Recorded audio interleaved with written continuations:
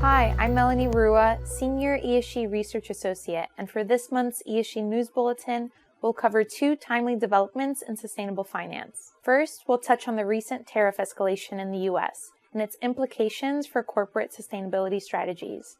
Second, we'll be looking at China's global green sovereign bond issuance, part of a broader story on the shifting dynamics of sustainable debt markets. I'll then turn it over to Meredith Chiampa, an ESG Market Specialist, who will walk through Bloomberg's Impacts and Allocation screen, which shows how green bond proceeds are actually being spent across categories like renewable energy, energy efficiency, circular economy, and sustainable water. Let's start with tariffs, where recent policy changes could have far-reaching sustainability implications. The U.S. has imposed a 10% tariff on most imports, with imports of Chinese goods jumping to up to 145%.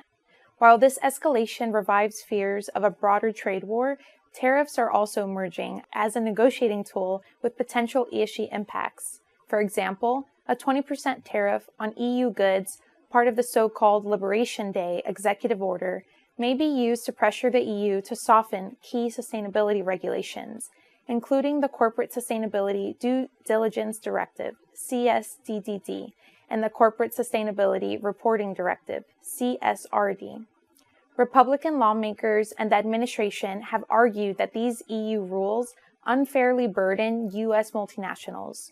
In some scenarios, the U.S. might be willing to reduce tariffs in exchange for rollbacks or exemptions from sustainability reporting requirements, potentially benefiting petroleum exporters or other sectors reliant on laxer environmental oversight.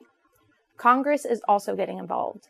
The Protect USA Act, introduced in March, would prohibit critical U.S. companies from complying with foreign ESG rules like the CSDDD, and even impose million-dollar fines for enforcement.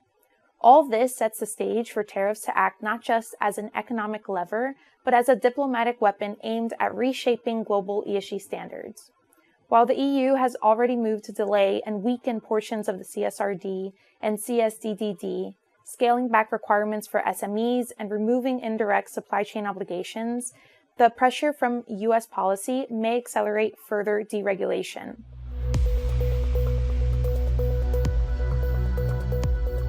Turning to sovereign issuance, on April 1st, China issued its first ever global green sovereign bond, an $825 million deal listed on the London Stock Exchange. The proceeds will support domestic low-carbon infrastructure, including electric vehicle charging networks and national parks, reinforcing the country's carbon neutrality goal for 2060. This marks a significant step in sovereign engagement with the green bond market and expands the geography and project types that investors can access. These developments come at a time when corporate sustainable debt issuance is slowing across major sectors.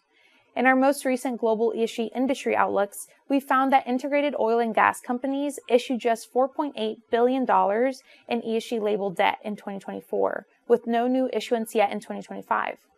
Scrutiny of sustainability-linked instruments is rising, and several major players, like Shell, have paused their activity. Meanwhile, packaged food companies, which historically issued over $47 billion in sustainable debt in 2021, have also scaled back, with under $1 billion issued so far this year. Most proceeds in both sectors continue to focus on renewables and energy efficiency, leaving categories like biodiversity, sustainable water, and climate adaptation underutilized. This is where Bloomberg's Impacts and Allocation screen becomes especially valuable, helping investors evaluate how capital raised is being allocated across ESG themes post-issuance. With that, I'll hand it over to Meredith to walk you through the tool. Thanks, Melanie. Hi, I'm Meredith Chiampa, a sustainable finance market specialist here at Bloomberg. As Melanie highlighted, scrutiny of sustainable fixed income instruments is rising. Thus, for many professionals, it is not enough to simply know the label of an issuance, such as whether it is green, transition, or sustainability linked. It is more important to know why it carries that label, what it is financing, how it is structured, and whether it aligns to a specific mandate or the risk tolerance of an end investor. At Bloomberg, we capture a wide range of fields of not just pre-issuance metrics, but also post-issuance reported data, allowing you to conduct a sophisticated analysis of the reputation and credibility of issuers.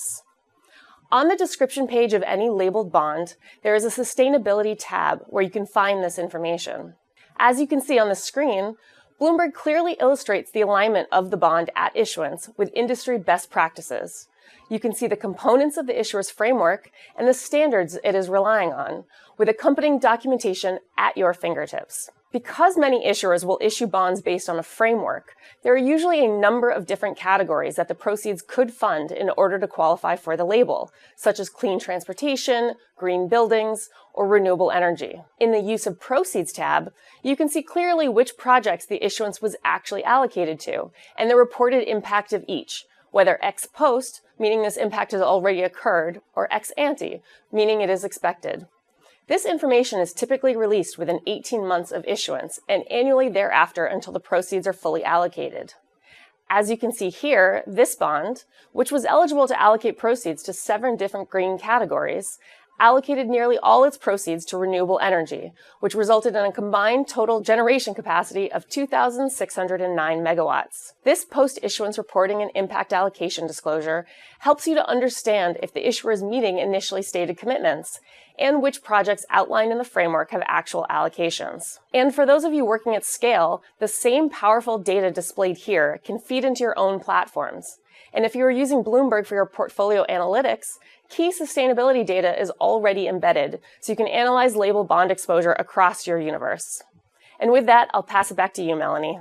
Thanks, Meredith. And as a reminder to our viewers, more data and research related to these topics and much more can of course be found on Terminal by going to BI ESG Go. Thanks for joining us, and we'll be back with another news bulletin for May.